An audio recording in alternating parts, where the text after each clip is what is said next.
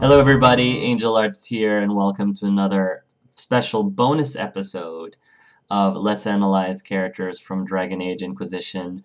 Why a bonus episode? Well, we've gone through all of the controllable companions.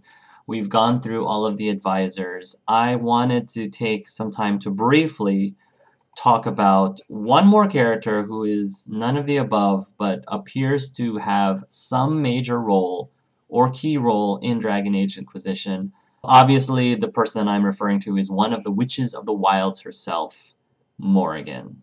Her profile reads, whether the dark-haired sorceress seeks to influence the Imperial throne, or harbors more sinister motives, no one knows for certain. The Witch of the Wilds arrived in Orlais rather suddenly 3 years ago as the newly appointed arcane advisor to Empress Celine. In this role, Morrigan presents a source of information, unfiltered by religious dogma, and satisfies Celine's lifelong curiosity about magic. However, whispers carry concern of Morrigan having Celine wrapped around her finger, teaching the Empress forbidden dark arts in secret. The last we saw of Morrigan was in Witch Hunt back in Origins, and even though we got some questions answered through her, by continuing to talk to her, we actually ended up with even more unanswered questions. Of course, one of the major things that people have been dying to find out, even up to this point, is what are the major consequences of having the godchild with Morrigan, whether it was through your warden, whether it was through Alistair, whether it was through Loghain. Does it matter if she had it with, does it matter which one of the three? Does that impact the story slightly in any way? And how much do things change if you didn't have the godchild? Does she end up having a godchild anyway from another warden, which would be kind of disappointing because, again, that would just cheapen that major decision a bit. But then again, we're talking about, bringing back Anders and Liliana to life after they've supposedly died, among other things. So, but yeah, I mean, I would like for there to be some sort of major difference in what happens, if not in the Inquisition, but wherever it is it's supposed to affect, whatever this godchild is or isn't supposed to be. I'd like to believe that there are two majorly different things that end up happening as a result, based on whether you did or you did not go through the ritual with Morrigan. Is this going to be answered in Inquisition? I hope so, especially since Morrigan is clearly going to be making a bit of an appearance in this game.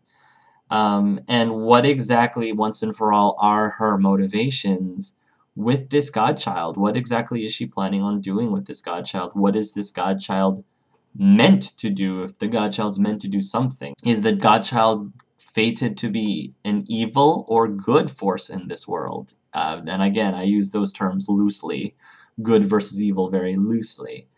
Then the second question is, what is beyond the mirror? What is beyond the Illuvion? And how do things change based on whether or not you follow her into the Illuvion, which I think you can only do if you were in a romance with her.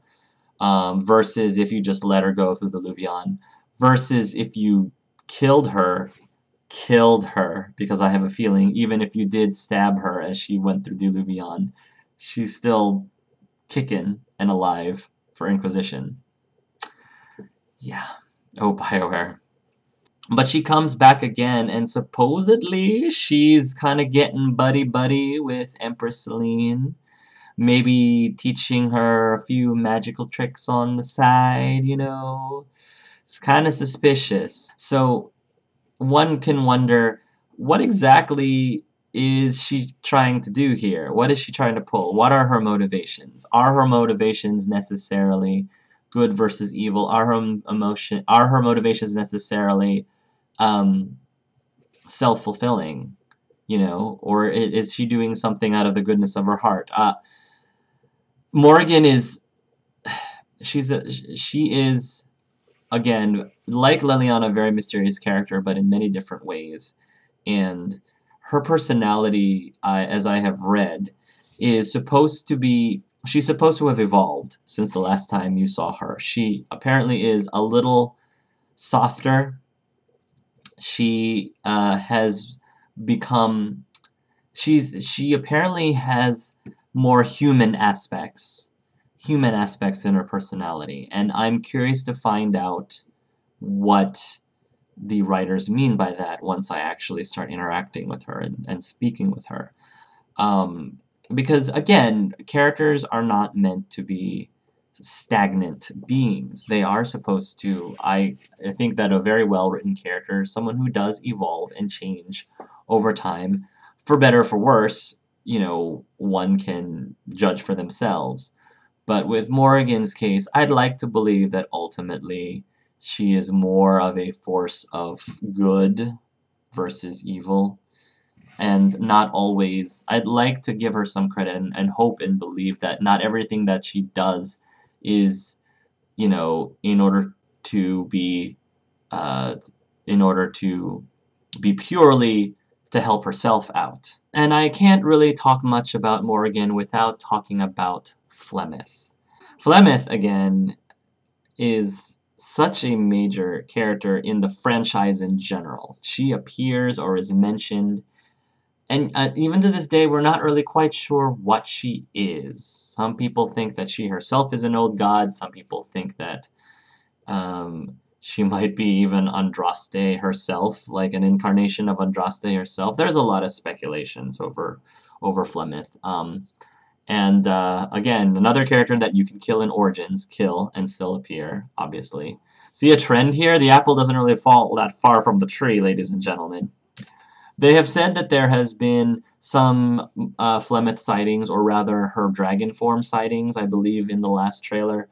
When you see the two dragons fighting, one of them apparently is, at least appears to be, the dragon form of Flemeth based on the curvature of her horns. A lot of people are doing it based on that, and they very well could be right.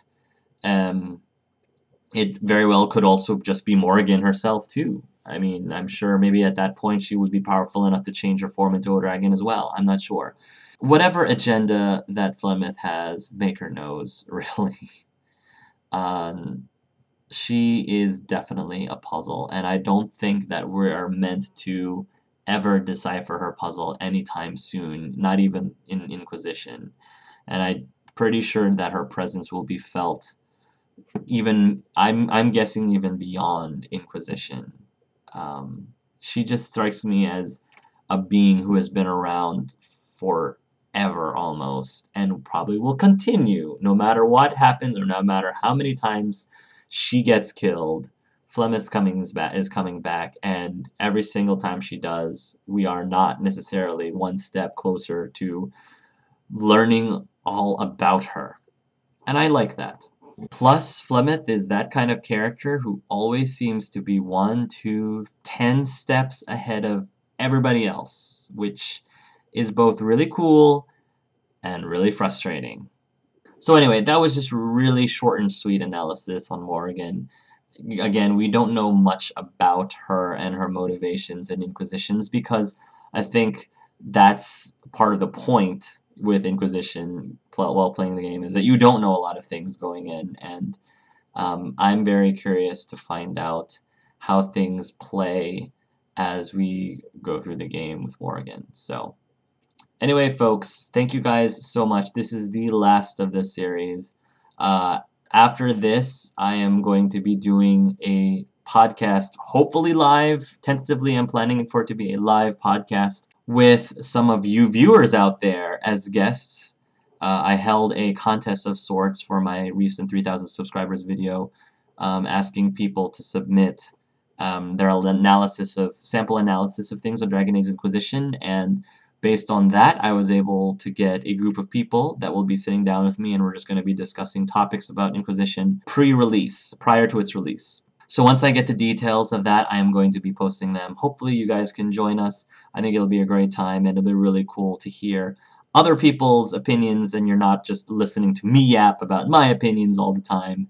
I think that'll be very valuable, and it's sounding like we're going to have a great representation all around the world, an international group, which I love because I love being able to hear from a representation of all different types of people.